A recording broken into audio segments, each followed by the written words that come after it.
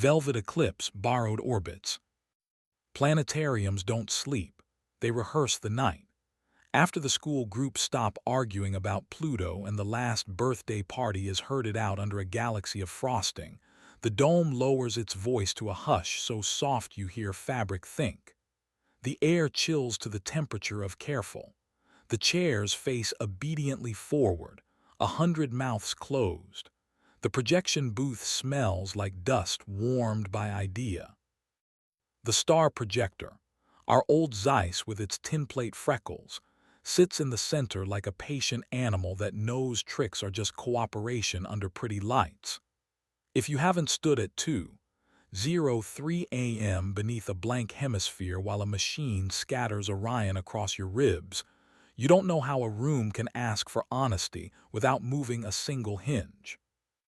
I'm Owen, night ops and chief technician at the Armitage Planetarium, which photographs like a quiet idea until you open a service panel and discover the city's heartbeat. My bench is a geography of restraint. Lint-free cloths folded like apologies, a jeweler's loop that magnifies both flaws and arrogance, cotton gloves waiting in a porcelain bowl that used to hold peppermints, and a flat tin that once held star-shaped cookies we gave donors. That tin holds screws, whose heads shine like punctuation. That tin also holds other small things that used to be part of someone's story and got tired. Elise, my wife then, could make a room confess what it wanted to be seen doing. Events director, light whisperer, she could stand under a dead projector and make it feel photographed. We met during a night in Renaissance Ski's gala, when the dome wore false constellations in oil paint colors and the lobby tasted like pear and money. She asked me for one miracle, Cassiopeia to shimmer when a violin hit D, and I gave her 3 because that's the kind of fool some of us are. We kept Wednesdays. You have to fence off a mouthful of the week and call it yours or the calendar will eat you and ask for seconds. She'd tap twice on the staff door. The guard would pretend a clip-on tie is a moral stance, and I'd be waiting in the booth with a red flashlight and a pocket full of permissions. If this sounds like bragging, I'm drawing the room. There's a notch in my lower back from the lip of the projector well where she once pushed me, and I learned something about both gravity and forgiveness in the same heartbeat. There's a comma of a birthmark beneath her left clavicle that I could find with my mouth in the dark even if the lights never came back. There's the way she would say, "Give me 10," and I'd take 9 and hide 1 under my tongue for famine. The first wrongness was seconds. 00:11 service door north, held open 5s. Doors tattle when you make them share. 00:17. Rack B2 in the projection booth logged a manual blackout, too brief to save a show, long enough to prove someone found the switch. 00:19. Camera 6 in the catwalk blinked out for 18 seconds and returned with the innocence of a freshly cleaned lens. In the staff lounge, 2 splits of Risset vanished without any corresponding stemware in the dish rack. On the brushed aluminum railing under the dome, mint, when it should have been dust and fingerprints that lied about who they belonged to. On the lip of the control console, a dried plum mouth where Elise's might have been if we were still in our good script. I wrote a generous story because buildings deserve that first. A security guard took a break near cool air. A junior tech went upstairs to practice confidence and found wine en route to courage. The camera sneezed. The dome exhaled. We went home, slept like renters in our own skins, and the next Thursday the minutes returned like liturgy. 00:11, 00:17, 00:19. The third week, the door held 6s and someone set the stars, preset to a southern sky, we never show after midnight. When a building learns a ritual you didn't teach it, you either bow or you argue. She said open the way, an engineer says load bearing. We were folding towels, she halves, I thirds. Marriage is geometry with sweat. when Elise leaned into the counter sideways, sailor trusting hull not sea. "With rules," she said. "With care with us first." She didn't touch me while she said it. That's how truth walks in at our place, hands visible. We wrote it down. No one from the Armitage. No donors. Tell me before, not after. Protection always. Our bed is a country with a border and stamps. We signed beneath with names that used to mean more. We lasted 2 weeks like heroes of a smaller story. Then, at 11:06 p.m., Elise texted, "Client dinner ran long. Don't wait up," and somewhere inside the dome 00:11 cleared its throat and waited for applause. I don't set traps in sanctuaries. I tune rooms until they can't lie. I dusted the inside plate of the service handle with a whisper of phosphorescent chalk I keep for demonstrations. Under UV, it wakes like shy lightning. I angled the focus ring on the auxiliary projection lens to an irrational degree only my wrist would notice. Hurried hands prefer true. I laid a hair of monofilament shin-high across the booth threshold, not to snare, only to teach a stride it had been observed. I nudged the starball's azimuth index a hair off. A body that can't bear misalignment will correct it without telling its mouth. I slid a scrap of rice paper under the console panel. If the panel lifted at all, the paper would crease the way a breath reshapes fog. 00:11 held sevens. 00:17 blackout logged. 00:19 camera 6 blinked, then pretended innocence. The focus ring stood true. The monofilament lay curled by the jam, moved aside by respectful fingers. Under UV, a soft galaxy bloomed along the door plate and onto a wrist I could have identified blindfolded. The rice paper wrinkled like it had just thought of a lie. She came in with fast hair and a mouth brave enough to hold a script without cruelty. I showed her the chalk constellation on her skin and she looked down, did arithmetic on her face, then up. "Don't make me the villain," Elise said, not pleading, just tired. "I asked for before," I said. "I thought I did," she said, and in her grammar client dinner counted. She had kept tempo. I had insisted on melody. He followed with the swagger of men who believe night was invented to admire them. Calder Moon, astrophotographer turned content apostle, the kind of man who can sell you the star you're already under. He'd shot 2 of our campaigns, taught donors to say exposure like the word owed them lunch. He looked past me at the Zeiss and smiled as if machines are flirtations he knows how to end. "We'll go," he told the air, respectful as a cat. "We won't perform in here," I said, and I held the service door because domes remember better than any of us and deserve ceremony when asked to witness. The latch clicked back with a small, satisfied noise. The room kept our secret because I had asked it to, and because rooms want to be asked. We separated with competence, the ruthless kindness of people who can carry breakables. Elise took the little black blazer that made theaters stand straighter, the calendar where money rehearses benevolence, the candle scent that turns elevators into compliments. I kept the chipped mug with the old planetarium logo, a hemisphere nested in a palm, and the habit of speaking softly to screws. Lawyers moved nouns from one page to another, and we signed where names go when they're tired of glory. Work picked up my collar and made me useful. The starball sulked and I coaxed it with cotton swabs and vanity. A school group learned that Jupiter's spot is a storm older than some countries, and decided to clap for weather. The custodial crew let me borrow a floor machine because they like the way I say please to objects. I slept afternoons with stars behind my eyes and woke knowing which bearing would complain from the way the air leaned. Rhea arrived wearing steel-toe boots and a grin you might call obstinate if you hadn't seen her tune a Fresnel by ear. Lighting tech on paper, optics whisperer in practice. She smelled of citrus wipes and stage dust, and the stubbornness of people who lift heavy things into grace. Her hair was tied with a doubled elastic that understood shift lengths. "Which of your children is faking anemia?" she asked, at the starball with her head tilted the way birds evaluate predators. "Aux lens," I said. "It loses patience past magnitude 5.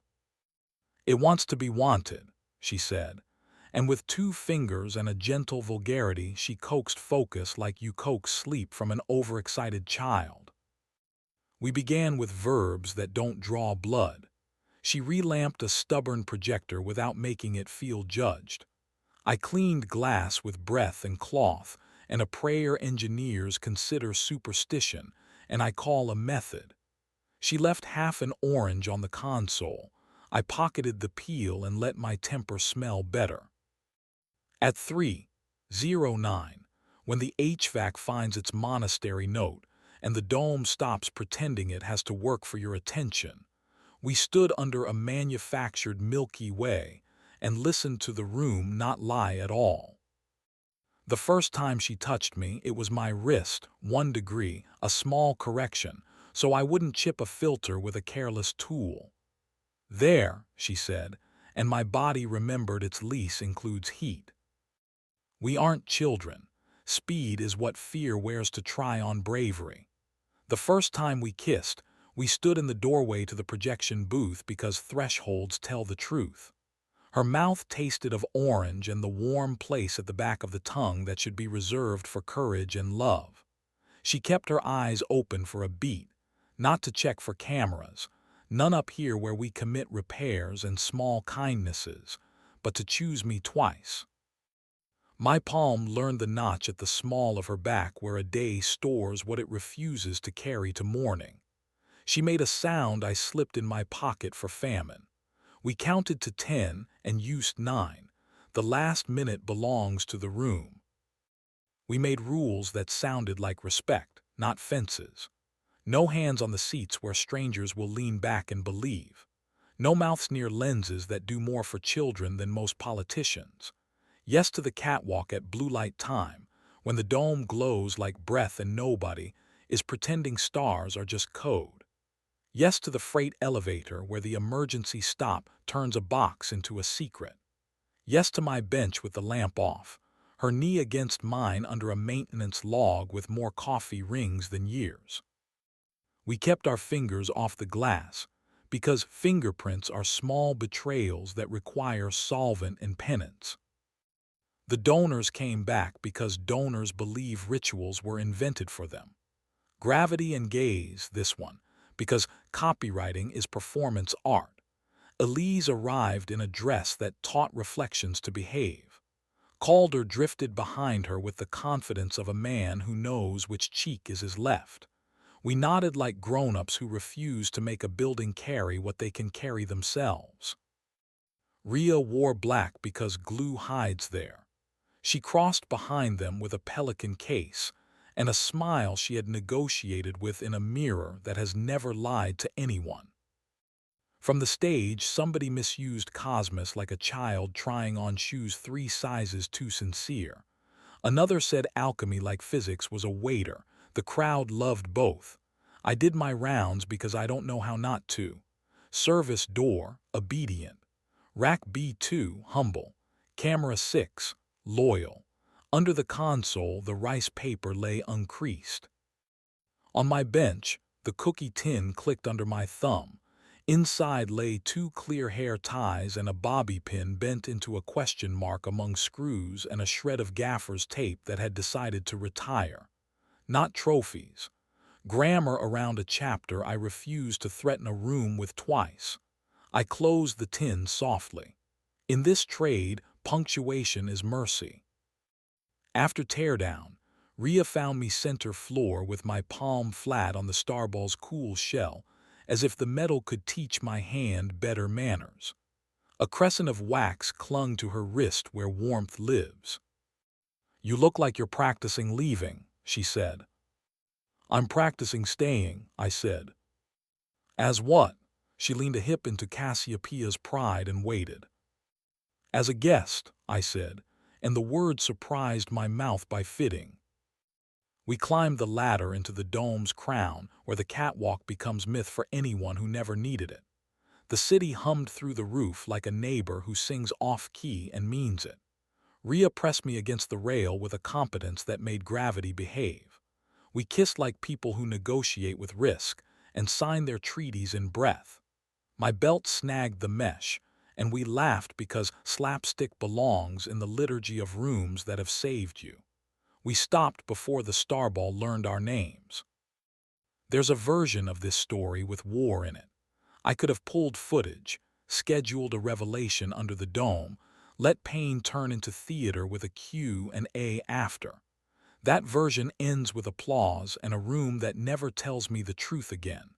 I walked two bodies out of a door. I kept a sanctuary from being humiliated. I chose smaller verbs and found they weigh less and last longer. Summer arrived with its wet grammar and taught our air handler humility. The new intern learned the difference between wonder and spectacle. One is a gift, the other a sale. A busload of kids from a school with more hope than budget discovered they could sit in the dark and not be alone. We dimmed a little further than usual and nobody wrote me up. Rhea taught me that light behaves out of love for aim, not obedience, and that I go very quiet 3 breaths before my temper admits it has a mouth. I taught her the sound our old Zeiss makes right before its bearings forgive us for being mortal, and the way to sleep on a coil of cables without ruining your neck for mourning. One night the service door chirped 00, 11 out of habit and no one answered. Camera 6 stayed honest. Rack B2 didn't sigh. I laughed into my sleeve. Rhea laughed into my collarbone. The dome pretended not to approve and scattered a handful of stars on our shoes for the path down. If you ever sneak into the back row of our last show and feel the dome breathe when the lights go to black, that's the building telling you it forgives you for thinking you needed to be applauded to be real. If you see a woman on the catwalk with a wrench in a pocket that knows the weight of stubbornness, if she pauses and rests her cheek against the rail for 1 second like prayer, I won't make you forget it. You won't see the UV wand unless the room asks for ghosts, and there isn't a softer way. You won't see the cookie tin unless you already understand why some nouns need to stay nouns and not become verbs. I lock the North Service door and feel the burr under my thumb where 100 stories made the steel honest. I kill the booth lights in their order so the room can learn the dark gently. The starball gives its last small click of consent. Rhea steals my last clean minute because she can. I let her because that rule outlived all the others. Tip the night. We walk the back corridor with our hands in each other's pockets like we invented warmth. The city outside makes a meal of its own reflection. The dome above us decides to trust us until morning. Planetariums don't sleep. They rehearse the night. They forgive slowly, and then all at once, when you stop making them host scenes they didn't audition for. We don't have 10 anymore. We take the minutes we can carry and leave the rest in the air where the projector keeps them bright. In the morning, a child will lean back under our fake sky and believe something that can't be invoiced. I will try to be as careful with the living. The tin on my bench will click shut like a sentence that knows it could be a period, but chooses, kindly, to be a semicolon. 2 clauses joined by a breath the darkness taught us to take.